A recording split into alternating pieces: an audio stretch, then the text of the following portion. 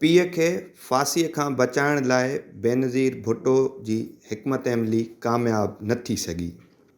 शहीद बेनज़ीर भुट्टो पंहिंजी किताब डॉटर ऑफ ईस्ट में लिखियो आहे त 2 अप्रैल 1979 ते जॾहिं हू पंहिंजी माउ बेगम नुसरत भुट्टो सां घर में मौजूदु हुई त संदसि घर ते फ़ौजी अटाला आया ऐं खेनि जेल हलण लाइ हुकुम ॾिनो, जंहिं ते संदसि माउ दॿियल आवाज़ में बेनज़ीर खे ॿुधायो त ॿाहिरि फ़ौजी आया आहिनि ऐं जेल हलण लाइ चयो आहे। उन ते बेनज़ीर खे पक थी वई त संदसि वालिद खे फाही ॾियण जो फ़ैसिलो थी चुको आहे। हालांकि भुट्टो खे फांसी ॾियण जो हुकुम त अॻु में थियल हो, पर उन ॾींहुं खेनि पक थी त बाबा खे फांसी ॾियणु चाहिनि था।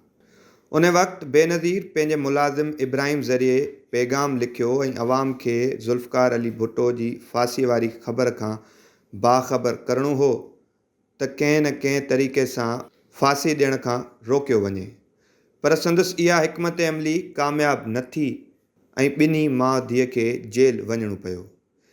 जेल पहुचण ते ज़ुल्फ़कार अली भुट्टो बेगम नुसरत ऐं बेनज़ीर खे ॾिसी हैरान परेशान थी वियो ऐं चयईं त अव्हां ॿई छो आया आहियो। जंहिं ते लुड़क अखियुनि मां किराईंदे बेनज़ीर ज़ुल्फ़कार अली भुट्टो खे भाकुर पातो ऐं रोईंदी रही त भुट्टो बि सम्झी वियो त हीअ असांजी आख़िरी मुलाक़ात आहे ऐं पोइ ज़ुल्फ़कार अली भुट्टो खे ॿुधायो वियो त संदसि हयातीअ जा चंद कलाक बाक़ी आहिनि। 4 अप्रैल 1979 ते राति 2 वॻे खेसि फाही ॾिनी वई ऐं उन ॾींहं जी सुबुह जो प्रेस कॉन्फ्रेंस लाइ जनरल ज़िया खे परॾेही वज़ारत जी आफ़ीस वञिणो हुयो। जेल भरिसां गुज़रंदे जनरल ज़िया पंहिंजे मिलिट्री सेक्रेटरी खां पुछियो त छा भुट्टो खे फाही ॾेई छॾी आहे।